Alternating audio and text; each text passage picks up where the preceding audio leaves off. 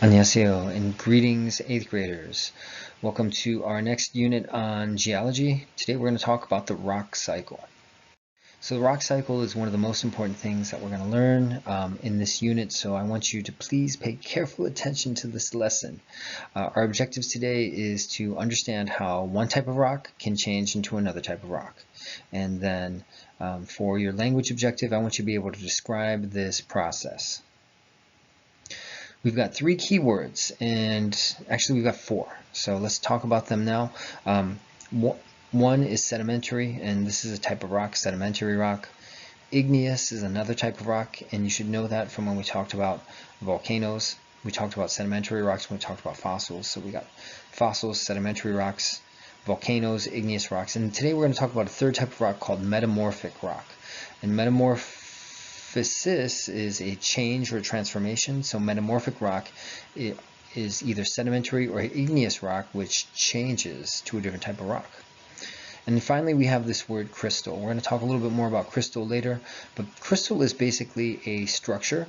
It's a way that molecules arrange themselves, and when they arrange themselves into a regular repeating pattern, you have a crystal.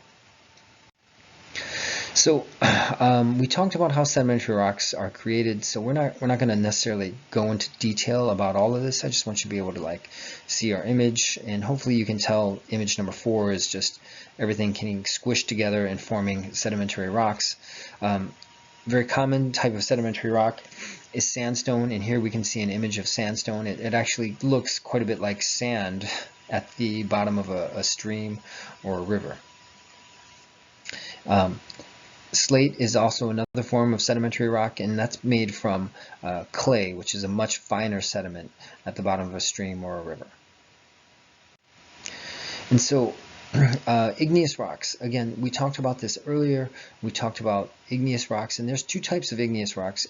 Intrusive, which means the rock cools underground, and extrusive, which means the rock cools outside of the ground.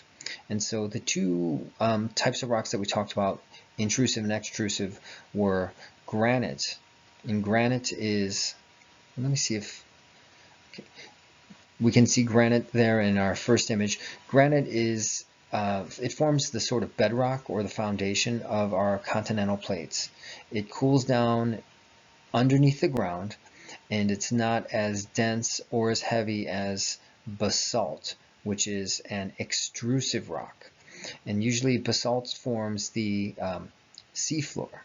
And so our oceanic plates are usually made of basalt, which is heavier, and so they sit lower, and the granite plates sit higher on the continents. And there are, of course, all kinds of igneous rocks, not just granite and basalt. So here we can see lots of different pictures of different types of igneous rocks. In particular, I just wanted to point out obsidian, which is black and shiny. It's a form of natural glass. They also use it for surgical tools like scalpels. Some scalpels are made out of obsidian because it actually can get much sharper than steel. And then pumice is another type of rock, and when we're talking about the eruption of Pompeii or Mount Vesuvius, pumice was being thrown on the people who lived there. Same thing with the eruption of Mount St. Helens. It threw up lots of pumice into the air. A lot of that magma was thrown into the air. It became lava. It became pumice. So anyways, these are igneous rocks, and both igneous and sedimentary rocks can change into metamorphic rock. Okay, and metamorphic rock is when any of these rock types are changed into a different rock type by heat and pressure deep inside the Earth's crust. So if you have a sedimentary rock like sandstone and you put it deep under the Earth's crust, squeeze it, apply heat, and do that for millions of years, that crystal structure in sandstone is going to change. And here we've got an image of sandstone, and that transforms into this other rock, which is called quartzite. And you can see it looks quite a bit different, and if you felt it, you'd notice that the quartzite is actually quite a bit heavier. And this is what you're looking at through a microscope. So for the sandstone, that would be on the left. You'll notice that sort of the structure is, it has this sediment that's cemented together, but it's kind of spaced out. But once it becomes quartzite, all those spaces in between the pieces of sediment disappear, and everything gets mashed together, and it's much more densely packed. The same process also happens with shale, and it becomes another substance called phyllite. And I'm sorry, because I think the phyllite is going to appear right behind me, so it's not very helpful, but it's just essentially a heavier, denser form of shale that's been transformed by the heat and pressure of the earth. Okay, so these are two examples of sedimentary rocks which change to metamorphic rocks. Just to keep going with this idea of transformation of rocks, we're going to talk about another type of sedimentary rock, which is limestone. Limestone is made from living things, and in particular, we're talking about coral reefs. And so if we look at this picture here, we're looking at Australia, and this sort of light green area here right along the coast, that is the Great Barrier Reef. It's a giant coral reef. It's made of living things called coral, and that coral will eventually get compressed into a type of rock called limestone. And this is an image of limestone. And if limestone in turn is buried beneath the Earth's crust, subject to lots of heat, pressure, and time, eventually you'll get marble. Marble is a very valuable material. It's used a lot in buildings. It's used for countertops, tabletops. It's also used for sculpture. And so this is a marble quarry where they're actually digging up the marble and transforming it into all those things. We can see a truck here in the background too, and that just kind of shows you how, here's our truck. It just shows you how big this marble quarry is. And again, we're looking at an image of marble. You'll be able to see these sort of microscopic shells of living things that form limestone.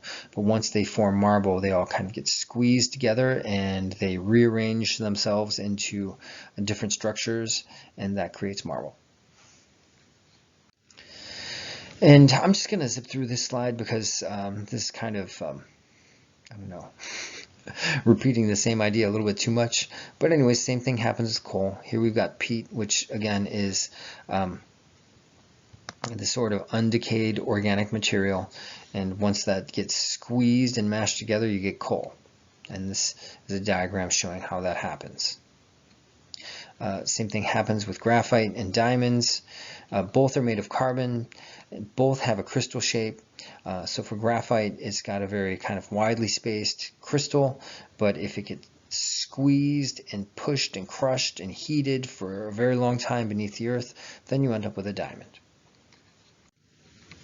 Okay, so this process also happens with igneous rocks, and so granite becomes nice. Okay, and you can see granite on the left, and then when it gets squeezed, it becomes nice.